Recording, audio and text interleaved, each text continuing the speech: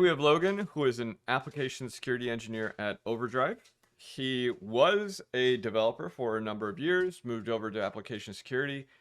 In real life, that's what you would expect to do. That's why in martial arts, for example, they teach you can't just sit there and defend all the time. You can't. You'll lose No. every time. Yep. That's part of the problem with what the West was pushing on Ukraine. You can't have Ukraine just sit there and defend all the time. No. They will lose. You will eventually lose. Your defenses will eventually get penetrated, and you will lose. Yep. At some point, you have to take the fight to them.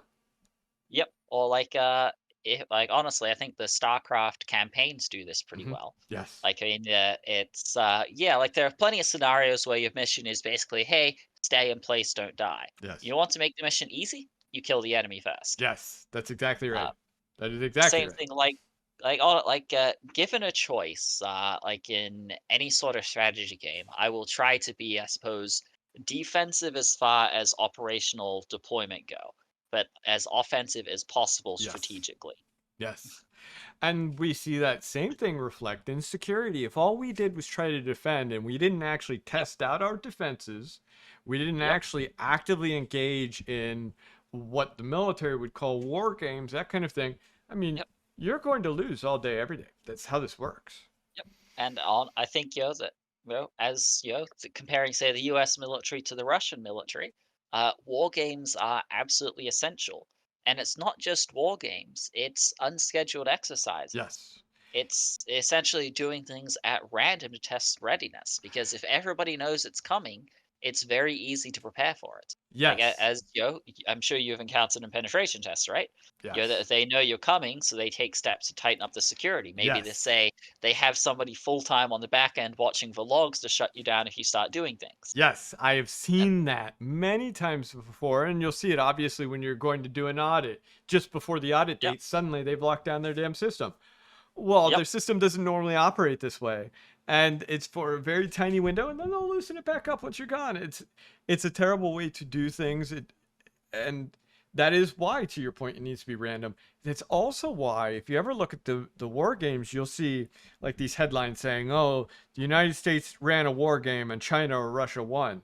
What they don't realize is when we do war games, you always put the enemy, you make them ridiculously overpowered. You assume not just the most optimistic assumptions possible about their weapons, their readiness, their troop levels, all this other stuff. You actually go up way above that to try to force your troops to do better. Yep, and I would be unsurprised. Like, I've never participated in one for obvious reasons, but I'll be unsurprised to find that they go one step further and have the enemy occasionally have technologies and stuff that potentially isn't even possible, or you don't know that. Like, again, you have no reason to believe they have that. Yes, because ensuring that your troops can respond to the unexpected is absolutely critical. Yes, and people don't realize that those war games, just like a good penetration test, will teach you more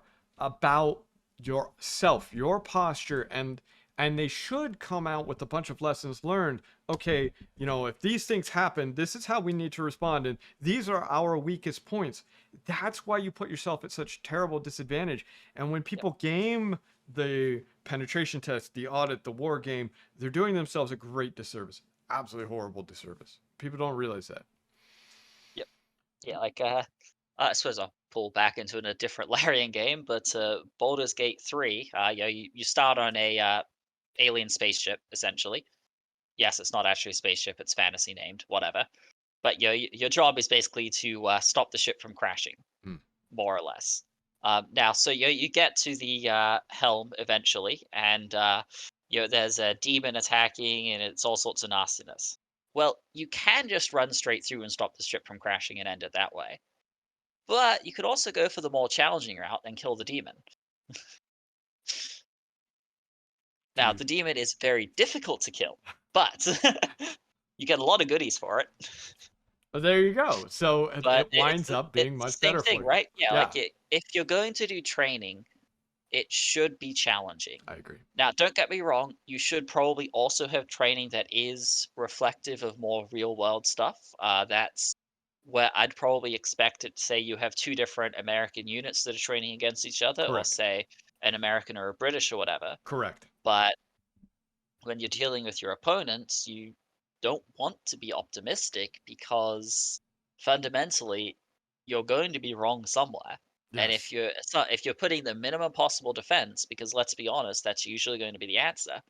If your estimates are low, you're in a lot of trouble. Yes. Yes. On the You're flip side, of exactly right. course, if you always estimate high, you're going to spend a lot more money, time, and effort trying to handle that than was actually justified. So, Yes. You're exactly catch right. 22. Well, but that's also why you change the variables each time. Yep. And you'll sit there and you can do a war game where you assume somehow magically your air support was completely wiped off the face of the earth, non-existent. Yep. Now what do Yep. we do? Or they've already landed and they have special forces and their special forces are well coordinated. They've taken out all of our communication systems, satellites all down, and those are completely plausible scenarios. They're Yep. the worst case scenario. They're Yep. plausible. Yeah, if I was, say, Canada planning to invade the US, which, totally possible, you know how I would try to do it? Like, okay, like the Canadian military is, one-on-one, no match for the American military. Which means if the American military unites, it's organized, it can respond effectively, Right. you will lose. So how do you prevent that? You have to break up communications. It's possible even turning them off isn't going to work. You may need to actually be able to insert your own false orders into the system. Right. And Yes. if you can Byzantine do generals, that, maybe. well, it is, yep, exactly. You're now facing a situation where you could, in theory, actually pull off your objectives. Yes. That's exactly right. That is spot on. That is spot on. And that's the beautiful thing is security and warfare and video games. All of these things weirdly come together. Yeah. Uh, Well, most computer games are simplified warfare, yeah. and that really is it. And honestly, the things I find most annoying tend to be when they are too simplified. Yeah. On the other hand, like say take Divinity: Original Sin, right? Did you know they actually have flanking as a mechanic? No, but that makes sense. Yep. Of course, since we have three ranged characters Right. That and never a not happens. ranged, yeah, it basically never happens. But yeah, again, that makes sense. Like computer games, often they won't have that. And one of the problems with say strictly turn-based games is you sort of lose that. Yeah. Everybody's doing things all the time. You don't have the time you need to respond to everything, so Right. you have to prioritize. Yes, and on top of that, the communication, it Yeah, yep, will break down, yep, especially as things start collapsing, as things start not working, everything starts going poorly. Communication yep, will collapse, and that doesn't happen. And yep. that is an important thing to simulate, which is why we do tabletop exercises in security.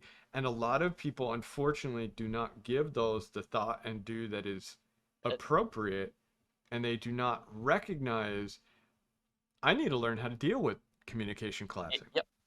Yep, exactly. Because like, okay, like if your company's actually had a serious cyber incident, you're probably not going to have effective communications, right? Because again, well, okay, take me, right? I'd probably be one of the people in Overdrive that would be that would be called in on that. Well, I don't actually have any company communication systems on my phone. So, do you guys actually know how to contact me? Okay, but let's take this even one step further because I see this. I've seen this happen, and it happens more and more frequently since we now are pushing so much to the cloud. We're pushing Yep. so much not only to the cloud, but to specific cloud service providers. Yep. All of our eggs in one basket. Let's say you did have specific company based means of communication, a company phone using company provided chat and all this other Yep. stuff. If I compromise your system and I gain access, administrative access, and I start moving before you realize what's happened, and I start shuttering everything, or I'm listening in on everything, well, they don't want to contact you on company resources because the more you talk on company resources, the more you let the enemy know, the more you let the Yep. individual who's compromised you know that you're onto them and what you're trying to do to stop them. So now they're not just one step ahead, they're 20 steps ahead. And they see all your moves before you make them. Yep. And of course, you have the flip side, which honestly, I think this is actually the most realistic part about that tabletop at Highland, is that you're not good. Is that responding technically correctly is not going to be what the stakeholders are going to want. Yes. Because the right solution, as we've discussed in the past, is to shut down, take it all offline, spend the time to figure out what happened, fix it, come back up. No company's going to go for that. Yes. Because again, that means they are going offline. They have lost their infrastructure. They're losing however much money per hour. And since they skimped on security, IT, all that, the time to restoration is probably going to be weeks or months. Yes. Well, that will kill a company. Yes. Yes. And so now they're living in what is a contested state at best. Yep. Yep. At best, and likely for a prolonged period of time. So how do we manage the environment in a contested environment? And that is something that most organizations do not know the answer to. And I see it all the time in what I do. I have seen countless companies and individuals, and time and time and time and time again, when you enter a contested environment, everything collapses. They don't know what to do. It's like a deer in the headlights because they've never practiced for it. They've never thought about it. They've always assumed at the end of the day, magically, we're going to be able to do something, but you can't. Yep. Well, you can, but you're going to need to go fully offline for some Yes. time before you Correct. can. And by the way, if you don't if they've been in control, that may not work. Yes. Like, I'll be honest, like, even as a security professional, like, I don't know how you could actually operate in that contested environment in a safe and secure fashion. Because the answer is you can't. I But I have had systems enter that state, and I have shuttled them, I've ferried them through it, and it is the only way you can do it properly, successfully, without massive amounts of pain and downtime, because if heaven help you if they made it to the source code repositories, yep, is through proper segmentation and proper backups and the ability to verify the backups and proper incident response and digital forensics so that I can look back and say, this is the point in time where we're clean. But even then, are you sure? yep. And then there's the other problem, right? Is how do you do that segmentation well? And Because that's careful in planning. a lot of case, because well, it's more than careful planning because it's also careful analysis, It right? So is. let's say the attacker has control of your whole network. Mm-hmm. Well, okay, so we take so our SQL databases, we have the backups, we can restore that pretty easily, and that way Assuming the that'll be backups are secure. offline. Yep, we're going to live in this magical fantasy land, all right? Yes. So, well, let's say you can bring the SQL databases up and the attacker doesn't have control of them, or at least you don't think so. So, how are you going to stop the attacker from taking control of them again? I mean, they still Exactly. control the rest of your stack, and Yes. the rest of the stack is using that. So your Yes. debate, like, Yes. what are you going to do there? See, and I'll tell you, okay, so I'll give you one example. I had an information system that was hit by the Chinese. And what we wound up doing is, because of course the source code, etc., was complete, it was production that was hit. Well, the source code, etc., was, first of all, we detected it immediately, so it was a moot point, meaning they didn't actually get to move anywhere. But it wouldn't have mattered, even if they had taken over that entire environment. That wasn't the whole network, and it wasn't the repo, anything like that. So we were able to bring another system online, keeping it offline. We tore down the system that was compromised. We investigated it, said, okay, well, this is what happened. And it was, of course, an unknown vulnerability. We immediately worked to correct that. And then we brought it back online. But you're exactly right, because I've seen too many incident response teams. God, it always makes me mad when I see this. They will tell someone, just restore from backup. And then they immediately get recompromised. Yep. Yeah, I mean, now restoring from backup can be a delaying tactic, and again, they may have It'll delay you. again, Yeah, fair enough. No, But but I again, know like, what you mean. I know what you mean. I know what yeah, you mean. like it might buy you time, especially if they've had you break in, pivot, do some other compromises, all of that. It might buy you some time for them to replicate that work. At least the first time. After that, they're going to automate that for Yeah. you. Mhm. But it's not going to fix the problem. And The other thing that people do not realize, having worked so many cases on this, involving nation state, involving organized crime, involving individuals, so not even anything sophisticated. Although, I mean, honestly, almost none of it's ever sophisticated. I have dealt with sophisticated stuff. It's just very rare that yep, it happens because you usually don't need to. yep, It's very rare that you have to go hardcore on someone, and that's something most people don't realize. Like the solar wind stuff was not sophisticated. It was the least sophisticated stuff I've seen in a long time, a very yep, long time. But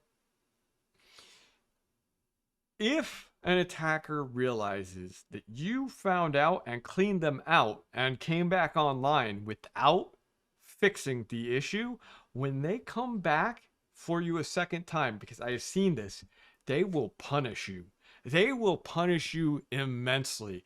When they take control, Mr. Nice Guy will be gone. They will shut you out permanently and they will fuck up everything they can and make sure you can't do anything to stop them. It is brutal what they will do. So you do have to be very, very careful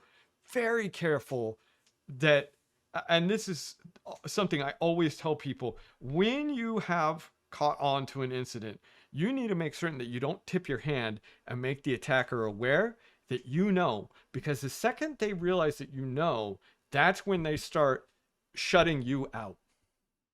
yep, Prior to that, usually they will take, they may shut you out eventually if you let them just sit on your system for long enough, but usually, hey, you're not doing anything to stop them. yep. Good. They have other priorities. That's right. They're just going to keep on compromising other systems. It may be other systems in your organization or it could be other systems, period. But they're off on their merry way doing their big thing or exfiltrating your data or whatever they happen to be doing. And that's the big thing. Whatever you do, you need to make certain you don't tip your hand. And I've had, like, I had this major hedge fund organization that got compromised by the Russians, and horrible compromise, like millions of dollars stolen from a major hedge fund, a very major public hedge fund. And these guys, I told them that they were compromised. I told them what happened. I explained everything. And they insisted, oh, no, it wasn't us. And they start sending us stuff over email. And I had told them explicitly, I said, they have access to all of your emails. They know what you're saying.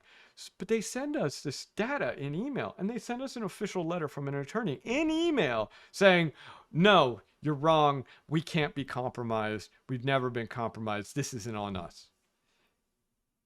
The attackers, when they saw that email, fucked up that organization because they Yep, knew at that point that they had been investigated. They knew at that point that they had been caught, and they wanted to make sure they unleashed unholy hell on this company to make certain that they achieved their goal, which was as much wire fraud as they could.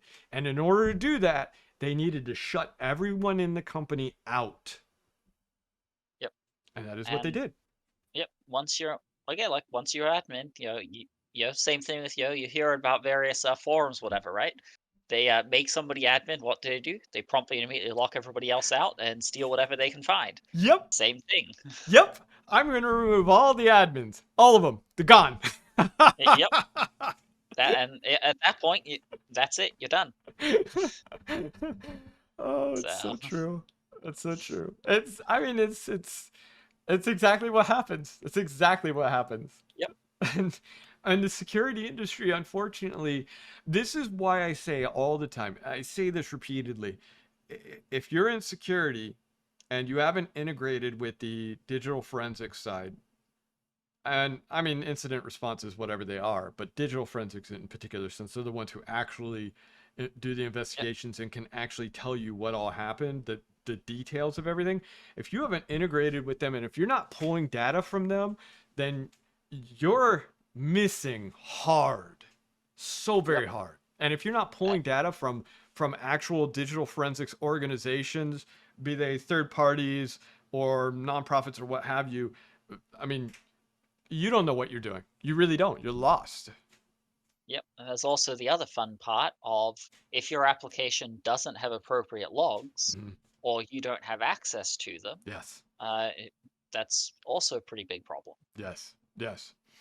Yes. And Yeah, a and lot of this, by the way, goes to the greater issue with our constant consolidation of everything. Because by consolidating everything and putting all of our eggs in one basket, I've told people constantly, I don't need to compromise your whole network. I can compromise, your log management system and just sit and monitor that, because we all know sensitive data goes through your logs. But more importantly, if I just sit on that, I'm going to find all the juicy details about your system, and then I can find my target. Or I'm going to sit on your web proxy, or I'm going to sit on your email. I'm going to sit in some key point, some choke point where everything goes, and then I will make my decisions from there. And at the end of the day, from that key point, I will fuck up your world. Yep. Because again, like, unlike what they show in movies or whatever, hacking, it's not just instant, or at least Right. hopefully it's not just instant. It's you have to write the software to do the compromise. And again, okay, yeah, sure, you have Metasploit, things like that. They can, they basically bundle a whole bunch of these exploits. But at the end of the day, if you're actually doing an actual attack, Metasploit will not do the job for you. Yeah. You have to customize it because, Yes. yeah, sure, Metasploit might get you in. It won't, but it might. But you need to know what you want to do after you get in. If you want to pivot, you need to be able to do that. Yes. And Yes. I will say that is where I'm absolutely terrible. But Well, practice makes perfect. And yep, the reality is, a lot of people are actually pretty bad at pivoting. And that includes a lot of penetration testers are bad at pivoting. And, and some of it comes to a lack of experience working in different environments. And some of it comes down to a lack of imagination, things of that nature, or just a lack of knowledge. But I, for example, was on a recent engagement where I compromised their web server, and I did so actually through a PDF engine. And I did so using JavaScript. And I cannot tell you how many times I've had people go through and say, but you can't write a shell in JavaScript. And I'm like, the PDF engine lets you execute whatever you want. yep, JavaScript lets you read and write files outside of a browser. So your browser, people don't realize this. Your browser has a nice little sandbox and it has all these protections. If I'm sitting in a PDF engine, they do not offer those protections. yep, You read every PDF engine's documentation and they are very explicit. Do not allow arbitrary code to run on this. yep. It's Puppeteer.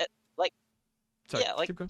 like a web browser is essentially a VM. Mm-hmm. It's like an operating system in and of itself. Yes. Like, admittedly, it's a very simplified one, Yes. but that's what it is, and that protects you. And it can also be very dangerous when, say, people find ways to break out of it, Yes. Yes. because that happens. It does happen. That's right. It really does. And see, but that's what people don't realize is you don't have those protections when you talk Puppeteer, when you talk Phantom JS, which I believe is defunct now, when you talk, HiQ PDF, et cetera, et cetera. They don't offer those protections. When you talk about a mobile application running a web view, but they have their own JavaScript engine, their own JavaScript engine is not sitting in a sandbox. It's not. Yep. I can do all of these bad things that the JavaScript language allows because no one's going to stop me. What do you think how do you think Node.js writes files and reads files from the operating system? It's JavaScript. Yep. The language And allows it. yeah, JavaScript, I think it's what, Turing complete. Mm-hmm. It is a Turing complete language. You can do anything in it that you can do with a computer. Yes. It might be tricky, it might be difficult, but you can do it. You can. You just have to know what to call and have a little Yep. imagination and ingenuity. Yep. And it's not hard. It's really not hard. Well, thank you so very much. I hope to see you again. Please, Yep. if you like this, make sure you like, comment, subscribe, and we hope to see you next time. Have fun. Yep.